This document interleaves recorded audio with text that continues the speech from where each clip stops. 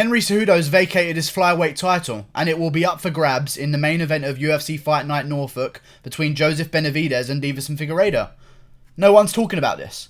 Henry Cejudo is no longer the UFC Flyweight Champion of the world, and by the sounds of things, no one seems to care. I care quite a lot, to be honest with you, because that's a world title, and it's now on the line in the main event of a fight night between Joseph Benavidez, Deiveson Figueiredo. I love that fight, by the way. I love that flyweight contest. Those two, other than José Formiga, who Benavidez has already beaten twice, I believe now, those two are the best flyweights in the world, so it would make sense for both of them to fight for the title. Deiveson Figueiredo coming off big back-to-back wins. He last had a win over Tim Elliott when he guillotined him in the first round. Deiveson Figueiredo's a beast. Joseph Benavidez a beast. But let's talk about Henry Cejudo. He just gave up his belt. And I think I know why.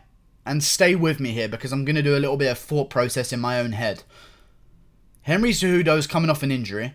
We saw in his Instagram story that he's kind of blown up a little bit in terms of weight. I like this move of his to vacate the flyweight title.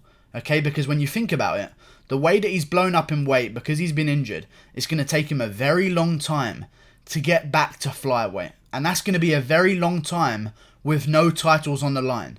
So in the meantime, he's decided to vacate it.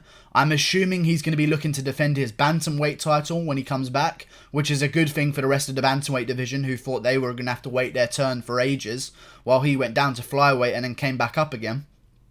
The Bantamweights are happy. The Flyweights are happy because they get to fight for a title and their division's back on track. And I'm assuming Henry Cejudo is happy as well. Because when you think about it, guys, this is best for everyone. Henry Cejudo vacates his flyweight belt. Do you know what that means?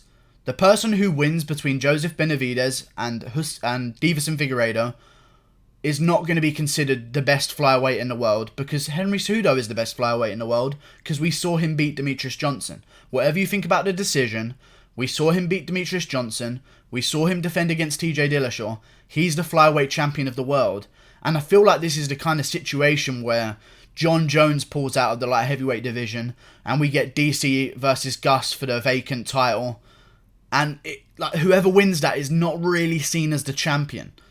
So in terms of ego, Henry Cejudo's status as the best flyweight is still intact. You know, it's not like he's losing his flyweight title. He's vacating it.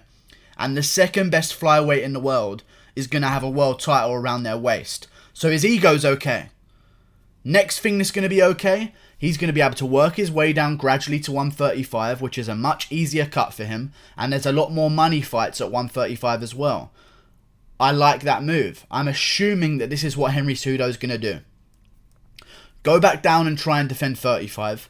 And then, after that, try and reclaim his belt from the flyweight division against, hopefully, I'm assuming he's hoping that Joseph Benavidez wins. Because Benavidez beat him before and he would probably like to get that loss off of his record and set their record straight on that fight. I'm assuming that's what he's going to do. He's going to slowly cut back down. Instead of completely draining himself from being out of shape to straight to 125, he's going to work his way down, get himself in shape for 35, then look to get himself in shape for 125. And I think it's a much smarter move. It also gives him a lot of options. Because if he comes back and he loses his flyweight belt to Joseph Benavidez, he's lost a flyweight belt, and now he's fucked if he loses it at bantamweight, okay?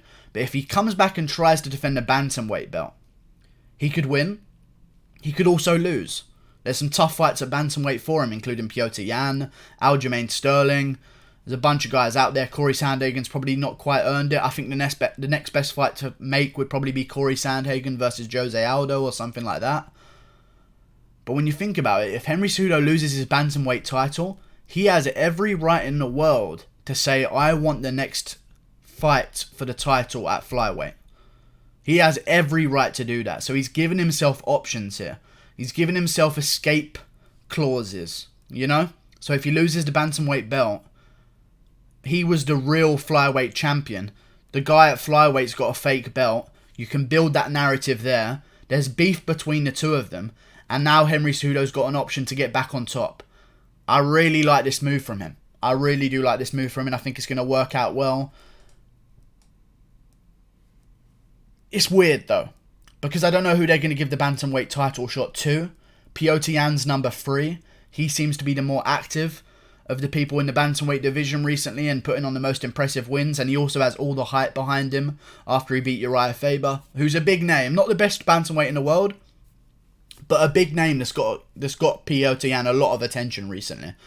So they might be going with Petr Yan. One thing I don't want to see is them to go with Jose Aldo. I know that everyone thinks that Jose Aldo won. I think that Jose Aldo potentially could have won as well. I would lean towards Jose Aldo with that fight between him and Marlon Moraes. But a robbery does not change the fact that Aldo is now coming off 2 losses in a row. We've already done this with Yoel Romero Adesanya. Just because you're coming off losses and they were close does not mean you get to fight for a title. I stand by that. I don't think Jose Aldo should get the next title shot. I think it should be between Aljamain Sterling and Petr Yan. And whoever doesn't get the title shot out of those two, they fight Aldo for the next shot of the belt. And I think that would be the best thing to happen next. But I like this move from Cejudo, man. I really do. I love this move. He's going to slowly work his way back down, get in shape for 35, then maybe go from there down to 125 again, instead of just completely draining himself from all the way on this end of the spectrum, all the way down to 125, which is a killer weight cut for him. I like this move. It's a smart move. It's a great business move.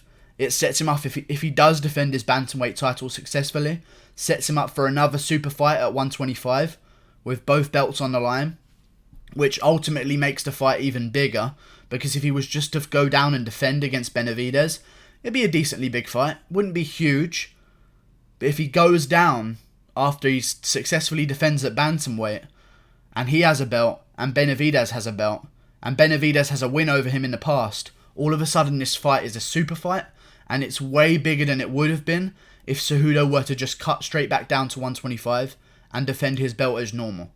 I like this move. Good move, Cejudo.